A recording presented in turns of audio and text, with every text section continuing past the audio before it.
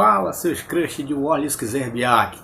Cara, bonito mesmo, hein? Conta, puta que pariu. I'm running with the pack. Running with the pack. I'm running with the pack. Never looking back. Fala, galera. Sou Fernando Lobo, esse é o Conexão Lobos. E é isso aí, KD vai ter a camisa aposentada lá em Boston. Cara, eu fiquei puto quando vi isso. Nesse vídeo nós vamos tentar entender um pouco por que lá em Boston primeiro e não aqui. Vamos tentar entender também um pouco dessa briga do KD com o Glenn Taylor, né? O senador Palpatine lá de Star Wars, esse desgraçado, esse velho maldito. Uma pena que vai ser lá em Boston primeiro. Mas antes de a gente tentar entender isso um pouquinho, se inscreve no canal, dá uma curtida, compartilha com a galera, para que a gente possa dar continuidade no canal. Cara, essa briga do Glenn Taylor com o Kevin Garnett é muito extensa, né? Eu não conseguiria falar sozinho, não tenho, vou ser sincero, não tenho tanta cancha para poder falar, não saberia a profundidade desse assunto. Portanto, eu pesquisei, chamei algumas pessoas para poder compartilhar comigo hoje. Primeiro a falar aqui com a gente vai ser o JJ, a barba mais bonita lá de Minas. Fala aí, meu filho. Então, a questão sobre a briga entre o Garnett e o Taylor. Claramente o Garnett tá corretíssimo. Claramente. Mas não tem o que discutir. Ele tá corretíssimo. Em 2018, salvo engano, quando o Butler não quis assinar com a extensão com o Timberwolves, o Garnett deu uma entrevista na rádio e ele falou basicamente que o Taylor não sabe nada de basquete. Ele pode ser uma mente brilhante para ganhar dinheiro, mas para gerir o basquete ele é pífio e patético. E ele tá correto, cara. O Taylor teve péssimas escolhas. Desde de oferecer contratos por fora para alguns jogadores, algumas escolhas general manager que ele fez, como Kevin McHale e alguns outros caras, dar contrato máximo para Kevin Martin, dar contrato máximo para Ricky Rubio, como dar plenos poderes pro Tibbs, de dar entrevista falando sobre o contrato máximo pro Wiggins, e que conversou com ele e que ele falou que ele estaria disposto a dar o contrato máximo se ele provasse que poderia mais. E obviamente ele já deveria ter aposentado a camisa. Ele já deveria ter prestado várias homenagens, porque se o Timberwolves existe é basicamente por causa do Garnett. E se existe alguém que deveria ser grato ao Garnett, é exatamente o Taylor, porque ele que fez essa franquia ser relevante e fez ele ganhar mais dinheiro que ele obviamente já ganha. E deveria pedir desculpa pro Garnett. Aquela troca pro Boston foi ridícula. Ele não tem mentalidade nenhuma de dono de franquia esportiva. E infelizmente, cara, não dá pra você criticar o Garnett, porque ele foi extremamente leal por 13 temporadas. Outros atletas não aguentam metade e ele sempre foi extremamente leal. Ele sempre foi muito intenso, sempre foi muito honesto com a franquia. Enquanto o Taylor for esse arrombado que ele é, o Garnett tem que se manter longe mesmo. O Taylor deveria pelo menos ser homem e aceitar o que o Garnett fala. Pois é, cara, é muito complicada essa situação toda. Minnesota só tem a perder com tudo isso que está acontecendo. Também consegui falar com mais um companheiro nosso, mais um sofredor dessa franquia, Sr. Gru, meu malvado favorito. Fala aí, meu filho. Fala, Lobotones. Beleza? Cara, o que eu acho é o seguinte, né? A questão do Garnett com o Glenn Taylor, ela é um pouquinho mais profunda do que parece, né? Uma que o Minnesota é um time fracassado e o Garnett ele queria fazer parte de uma projeção para melhoras no futuro, né? E ele via isso com o Flip Saunders. E aí tem duas coisas. O Garnett se sentiu traído no Minnesota 2 vezes, apesar de eu achar que só uma, porque, segundo ele não queria deixar Minnesota lá em 2004, 2007, não lembro agora o ano, 2007, se eu não me engano. E, basicamente, ele não sabia da troca, segundo ele. Minnesota deu muita coisa pro Garnett. Vamos lembrar que ele foi o cara mais bem pago da época.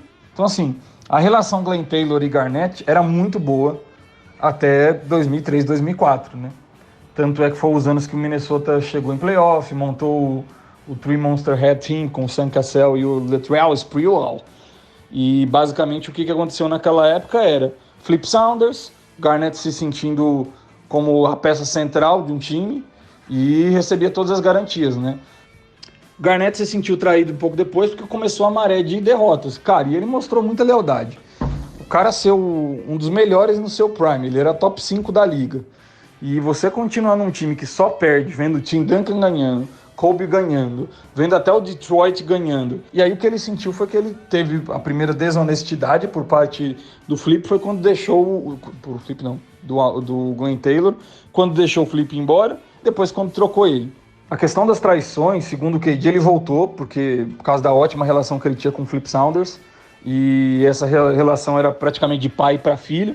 E aí ele aceitou voltar para o Minnesota, foi apresentado um projeto, porque ele não ia voltar só por voltar. Apresentaram para ele um projeto, tanto é que ele ficou só um ano. E o que aconteceu foi que depois que o Flip morreu, ele se sentiu traído de novo. Pensa, é teu pai, teoricamente, Flip Saunders. Teu pai te promete uma coisa, fala que vai acontecer aquilo, e aí você vê o cara que ficou, depois do teu pai tirar essas ofertas da mesa, né? E isso magoou o Garnett precisamente, porque o Garnett ele é um cara muito passional. E quando você falar do Minnesota, você tem que falar do Garnett, e quando você falar de Garnett, você tem que falar passional. E o KD, por não querer... o dinheiro conta, é lógico que conta, ninguém é idiota de falar isso. Mas, cara, vê a intensidade que o cara joga. Imagina a intensidade que ele leva de colocar o nome dele num projeto. Então, quando ele viu aquilo, cara, ele falou, cara, não tenho tesão de estar aqui, e se sentiu traído. E vamos lembrar, um cara que é muito passional, que ama muito, quando passa a odiar, odeia muito. Então, ele pegou o bode, não suporta o Glenn Taylor, odeia o Glenn Taylor, ele vê o Minnesota como o brinquedo do Glenn Taylor, e isso ferrou eternamente. Então, na verdade, o KD, ele ama Minnesota, mas o problema dele é com o Glenn Taylor, e aí a treta toda é tão grave que assim, você receberia uma homenagem de achar sua camisa de um cara que é seu inimigo?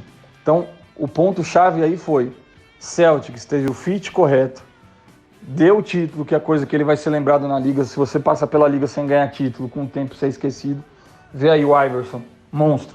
O povo já não fala mais dele como antes. A geração que chegou agora, que não acompanhou o Iverson, vai olhar, ver que não tem título, já vai parar. Então, assim, o Celtics teve maior importância porque eternizou o KD. E eternizar o KD significa que para ele o valor afetivo, e assim, é uma organização que deu para ele o que ele não queria, quando ele já não achava que ia ter, deu um time, deu o título, tratou com respeito, e, cara, ele só tem que amar Boston, cara. Foram 3, 4 anos maravilhosos para ele. Então, quando você fala de KD, que tem a questão paixão, cara, é isso que governa, velho. Triste ver o cara ser eternizado em Boston. Vai ter o Hall da Fama. Isso vai pesar. É uma coisa que é merda, porque assim, o cara vai ser eternizado, bem no momento que ele vai estar no Hall da Fama, ele vai falar de Boston, cara. É aquela história de tu ser uma ex tua que tu ficou 9, 10 anos, ficar com um cara e falar que esse cara de um ano que é maravilhoso. Então assim, pra gente vai doer. É só mais uma baixa na história de Minnesota, mas não é sobre Minnesota, é sobre Glenn Taylor. Então assim, eu acho que fica como lição. É uma merda, mas eu acho que o futuro presidente de Minnesota, se um dia existir o futuro dono, ele vai ter a chance de corrigir bastante coisa e fazer um negócio épico, né? E essa é a merda, não é sobre Minnesota, é sobre Glenn Taylor. É isso, gente. Como vocês podem ver, há uma unanimidade em que o KD está certo e esse desgraçado, esse velho maldito, está errado. Agradecer ao Rodrigo, da página Minnesota Timberwolves Brasil, que também nos deu uma ajuda nisso. Ele falou uma coisa que também é verdade. KD não vai se prestar a ir lá para poder aceitar essa homenagem de hastear sua camisa. Ele não vai se curvar para o Glenn Taylor para isso. Agradecer ao Toledo também, que nos deu uma ajuda também em relação a isso. Ele falou uma coisa que é verdade, o Taylor só pensa nele. Ele pensa em fazer dinheiro, nada mais. Ele não tem uma mentalidade de gestor de franquia. E essa é a verdade, ele quer fazer dinheiro, que se for do resto. Bom, é isso, gente. Eu tentei ser sucinto mais nesse vídeo. Ele acabou ficando um pouco mais longo, né? Mas eu espero que vocês gostem. Sobre a temporada e o D'Lo nela, né? Já na equipe e todos os outros reforços que chegaram, tá um pouco cedo para falar. Eu vou falar mais para frente, né? A princípio também o Towns vai ficar fora algumas rodadas. Se isso realmente acontecer, vai rolar o tanque. Bom, galera, aguardo vocês no próximo vídeo.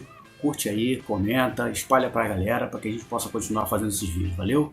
Um abraço, uma pena que ela ainda não vai ser eternizada agora. Eu acredito que ainda vá, mas a gente perdeu a grande chance de ser o primeiro. Vai ser lá em Boston primeiro, né? Então um abraço para vocês, fica com Deus e até a próxima. Fui!